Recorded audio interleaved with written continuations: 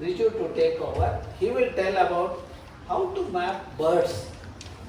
See, you all are good in birds, no? Identifying birds. How many birds you can identify? I will start with the number 0. No? 1. Where the hands are not. Okay. 2, 3, 4. More than 10. Many are more than 10. Okay. Okay. Riju. Okay, I will ask her. Which are the birds? 10 you said, no? More than 10. Okay. Which one?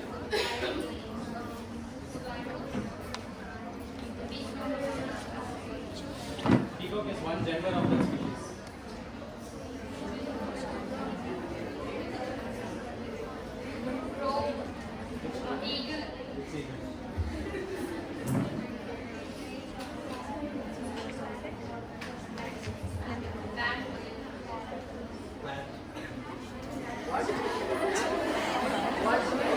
With this is sufficient.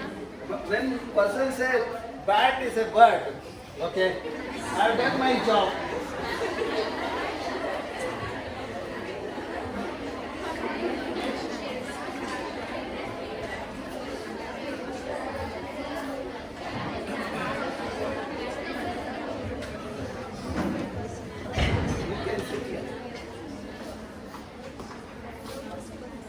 Once again, a very good morning.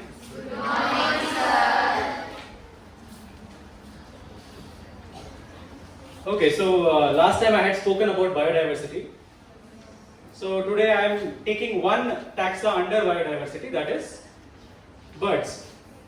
Okay, so we will learn more about birds and then understand how to document them and then understand how we can map them and what are the uses. Okay. So now that your friend said bat is a bird, I have to ask a question. Wait. When you look at an organism, you cannot just like that call it a bird, right? There are some features that it has to have to be called as a bird, right?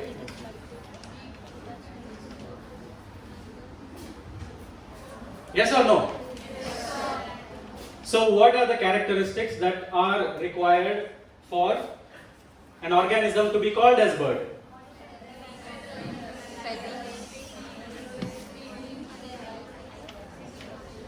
I heard feathers, wings, beak, feathers, wings, beak, legs, flies. Arthropoda. Who said that? Arthropods are all invertebrates. Hollow bones. Okay. Very good. But when you look at a bird, can you see the hollow bones? Then how you know it has hollow bones? Huh? Imagine. Yeah, I will sit and look at a bird and imagine I can sense that what kind of bones it has. I'm sure you learned it in your high school. Right? How many of you eat chicken? Majority. Huh. When you have eaten the bones, was it hollow? Then where you studied hollow bones and why it has something inside it? It contains what? Answer, it's okay. It contains what? Huh? Usually the pieces that you eat has bone marrow inside the bones. Okay? That is where the blood gets created. So then what your textbook said in high school? Birds have hollow bones. Isn't that a lie? Yes or no? Why did you write that in your exam then? For marks you wrote. Okay. See, there are always, in ads you have seen, the main ads, the attractive things will be made big and the important things will be made extremely small. The terms and conditions, things to note, like that. They forgot to mention the terms and conditions in your high school. Not all the bones in the bird's body is hollow. Only the bones that actually help in their flight is hollow. Understood? Okay. Now, okay. So these are some of the features which you have to observe and identify that it is a bird. So what are the features? First one is, like you said, feathers, beak, and which you did not say is hard-shelled eggs. These three are extremely important for a bird. Okay? It doesn't, these three features are very unique only to birds and not to any other organisms in the entire animal kingdom. Hard-shelled eggs, only some reptiles also share, but not all of the reptiles. Understood? So next, if you see a bird, you can easily identify, right? Sir, even now we can identify without your information, right? And then, like you mentioned, 4 limbs are modified as wings. They have 2 legs and they are vertebrates. And the one other thing that you missed out is they are warm-blooded. What is warm blood? Blood is warm. What blood you and I have? Who has cold blood then? Who? Reptiles. So what is the difference in the blood? They change their temperature according to surroundings. Very good. But we will have the temperature same? No. She's saying no. We will have a constant body temperature. So how did the birds evolve? Which dinosaur? This also you studied in your high school. It is there. Even in state syllabus it is there. One name which you found hard to by heart. No? Archaeopteryx? Yes, see? It was there, it's just that you have forgotten. Okay, so Archaeopteryx are basically small dinosaurs. Understood? When we tell dinosaurs, we always imagine the big dinosaurs because of the movies that we have seen.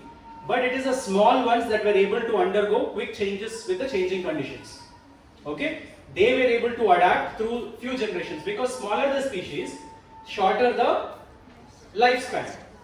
Okay? So when they complete several generations within a given time, they are able to adapt to the changing conditions much faster. But we human beings, elephants and crocodiles, tortoises all have long lifespans. So we take longer time to die, to evolve. Okay, so slowly all these dinosaurs, because of their prey, were adapting to be faster and flying. Okay, they also had to adapt to catch them. This you would have heard the term co-evolution of prey and predator. Co-evolution of prey and predator. Every time the prey is evolving to escape the predator, and every time the predator is evolving to hunt the prey. Okay, this is a continuous process. Even today it is going on. So that is how the dinosaurs, small dinosaurs, are living today with us as birds. So once they developed the wings, they became highly locomotive. If I ask you to walk how much ever you want, wherever you want, there is a limitation to how much you will walk, right? But if I give you a bicycle, your range will certainly increase. If I give you a motorbike, much further. If I tell you unlimited fuel in an helicopter and you can go wherever you want, you will go around the world for sure. Same thing these also did. Once they developed the wings, they were able to cross the mountains and the oceans which otherwise they would not have crossed. So they entered new territories and started living there with new food types, new climatic conditions, new habitat. So they were continuously evolving. And with this evolution, today we can see more than 10,000 species, close to 11,000 species of birds across the globe. How many? Close to 11,000 species across the globe. In India, how many are there? Hardly few raised hands for 10 birds. In India, there are more than 1,500 species that are documented. How many? 1,500. Will you remember this number? Yes, sir. How long you will remember? Till you go out of this classroom? Lifelong. We'll see. If it's good if you remember it lifelong, but remember it has to be updated because every year new species will be classified. So the numbers keep changing and reducing or increasing. Okay?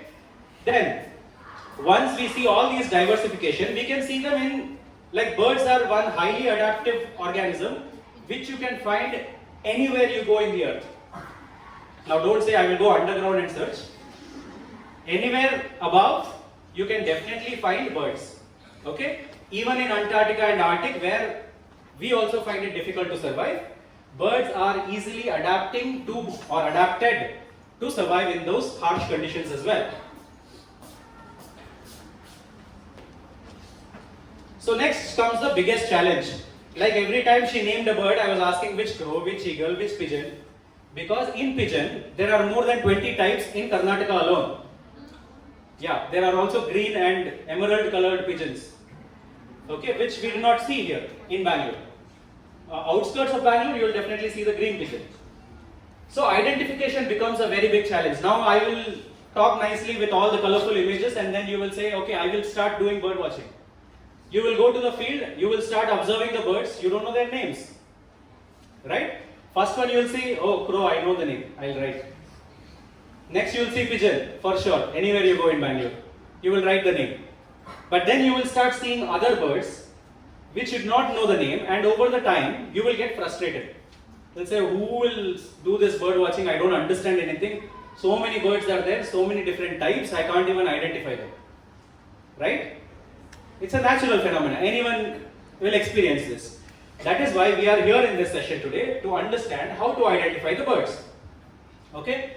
So identification of birds, when you start off, initially you have to write their size and color. What you have to write? Size and color. Size and color. So if you see a small bird like a sparrow, what size will you tell? Small. Now, I have not seen that it is a sparrow, right? If she comes and tells me, sir, I saw a bird, I want help in identification. So I will ask her, what is the size of the bird? How big was the bird? So she will tell small. Now, is it necessary that the small that she is describing and the small that I am imagining to be the same? No. Right? There is a fault. So to clear this fault, what we will do is, we have reference birds. First one is sparrow. So if you see any tiny birds, we will compare that with the sparrows. Okay? So you will say it was slightly smaller than a sparrow or larger than a sparrow. That description will help me be in the same wavelength. Make sense? The next size is myna. Everyone knows myna? Yeah, so easily you can say, if there is a bird that is of similar size of myna, we can understand easily. Then the next size is crow, and the last size is eagle or kite. Anything works. Okay? So by this we can easily come to the size. Now next is color. In color there are two categories. One is major color, the other one is minor color. So if you see a kingfisher, what will be the major color that you will say? Blue. I will say orange. Am I wrong? Who said no? Somebody has said no. If you said no, you are correct, but answer how? Blue. You are arguing blue. Who argues blue? Raise your hand. She is raising hands. Please stand up.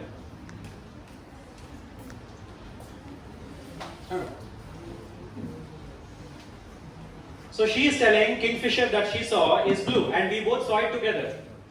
Okay? But we were not standing together. So I am arguing that that kingfisher was orange in color. Now who is wrong? I am wrong. I am not wrong. A kingfisher from the front, you will hardly see any blue. It has more of orangish. Okay? And if you are seeing from the back, it has lot of blue. So the kingfisher was in between the two of us. So she saw the back side, I saw the front. So we both are correct. So then how to solve this problem? Every time you write the color, please write the angle of vision. Okay? You saw the bird from the front angle, back angle or the side angle. That will help us understand the colors properly and then narrow down the search from 10,950 birds to one species. Understood?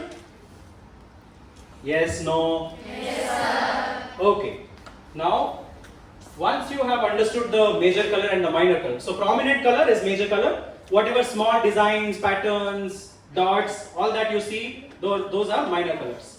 Okay? So to help you in identification, not always I will be here, right? So there are secondary online sources that you can refer to understand or to identify those birds. India Biodiversity Portal, AVBase, eBird, iNaturalist, and there's a book that we have published which is also there in EMPRI's website. So you can use all of this for help in identification. The easiest one is iNaturalist. Okay? Why? Because it will give you the photo of the bird as well as the name. And the search option is very easy. When you go to iNaturalist, there is an option called Explore. What option? Explore. When you click on Explore option, two search options will come. One is species, the other one is location. Okay? Now species, what are we searching for? Birds. We want to identify birds, right? So in species column, we will put it as birds. Okay? And location, where did you see the bird? Huh? America. Bangalore. Thank you. So location you put Bangalore. Actually, when you start off, put even narrower location. Say for example, you have seen it in around your college. Put Malleshwaram itself. That way, you will shortlist a large number of birds. Okay? Because Bangalore has 256 species shown up in iNaturalist. So when you narrow down the search to Malleshwaram, you will get maybe about 70 to 80 species. So that way, you don't have to go through 200 plus species, right? Easy to search. So that way you can narrow down and identify which species you have seen. Okay? Now how to document? Once you start understanding the names, how to document them? Okay, I forgot this. Now, not always just look at the bird, identify and then move on. Because birds have very interesting characters. Like you also will have, some of you will sing very beautifully, some of you will dance nicely, some of you will act, some of you are excellent in studies, some of you are brilliant in maths, right? Like that, birds also have very good characters, where some are very good singers, some are very good dancers, some are very good at mimicry, and then acrobats and things like that.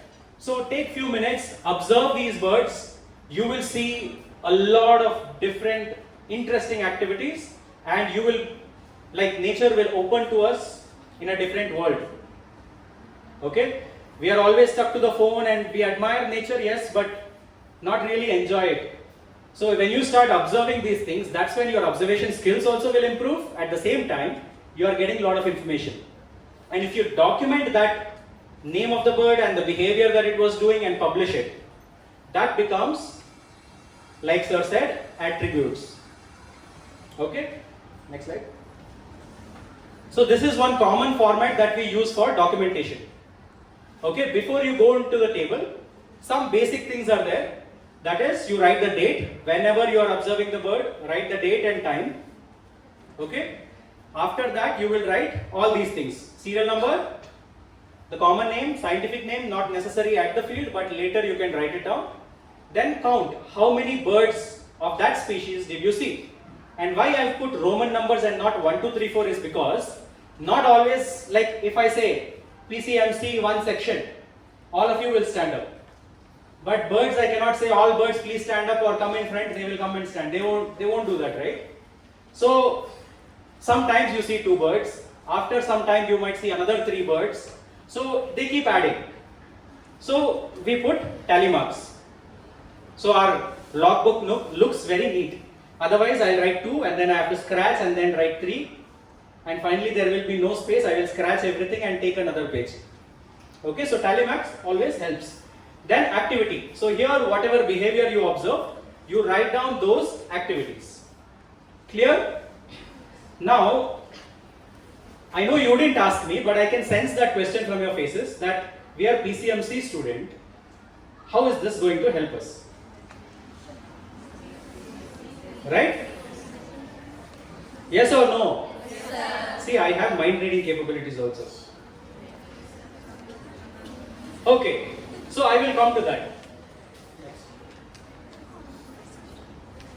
Lot of times these attributes as a standalone data is not very helpful.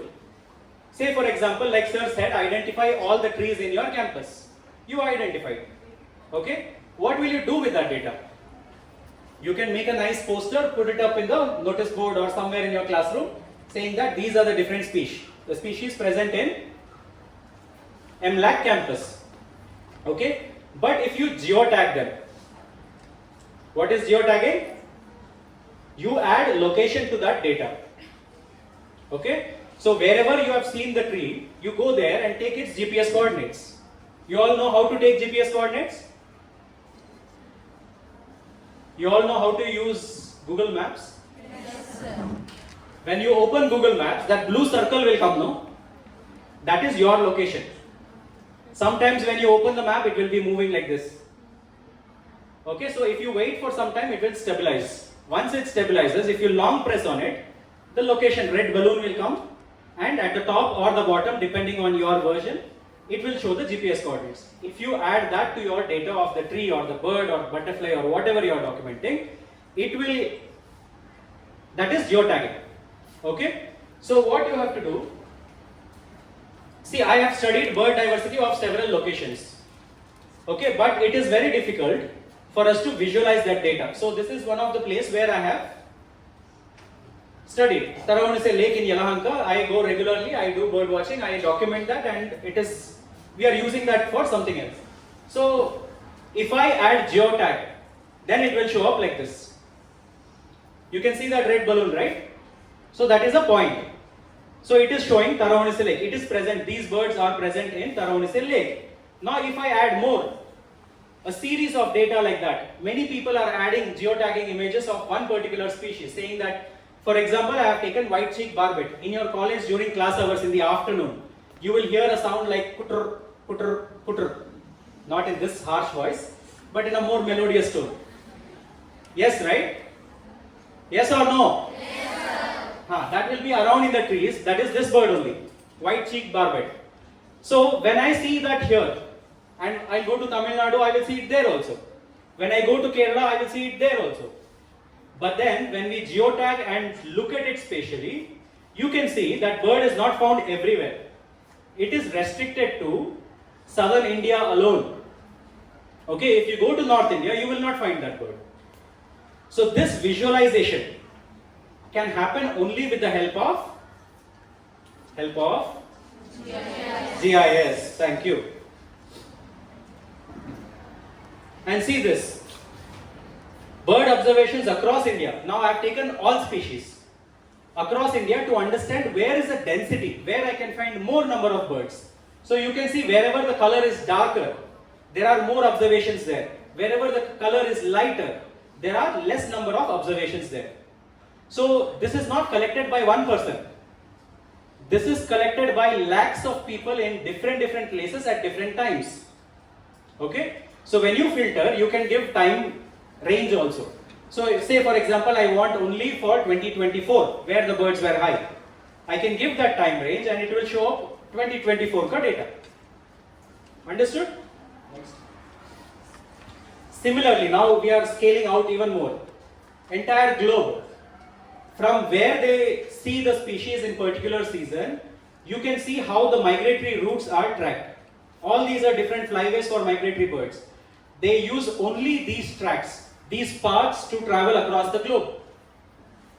Now this can be studied without GIS, because I will be in one location, I will see the bird once in a year because it's a migratory bird. Next, where it goes or where it came from, I will not know. But because people at different locations are tagging it just like me, we can use that data and visualize it like this. How they are traveling, how much time they are spending in a particular location, all that we can see. In the next slide, you will see that even more evidently. This is for one species across the globe. You can see how every week we have tracked the data. So if you see how the density changes across the globe as the days progress. So you can see how they are moving to northern hemisphere and then coming back to southern hemisphere, right? And some places they are concentrated or they are throughout the year, but then the concentration will vary. Maybe some part of the year there are so many of those species, some part only few are available. So that studies also can be done by looking at GIS data. Okay, so with this I would like to conclude my talk here. But I really hope all of you start using citizen science platforms like iNaturalist or eBirds to collect data and upload. So you will be called as citizen scientists. Do you want to be a scientist? That's the first question. Or you want to go do something else? How many of you want to be scientists? One hand with full confidence I see. Very good. 2, 3, 4. Why is that delay in raising the hand? It's coming in slow motion like this. Slowly. Let's see who is raising, then I will raise. Okay, very good. So even if you are not pursuing it like a scientist, but you want to do it as a hobby, you can still use these platforms and update the data, and we will be able to use that data. So you will be contributing to a different research programs. Okay? Any questions? Everything clear? Remember, you have a quiz and some questions will come from these sessions also. Okay, thanks Riju. Thank you, sir. So now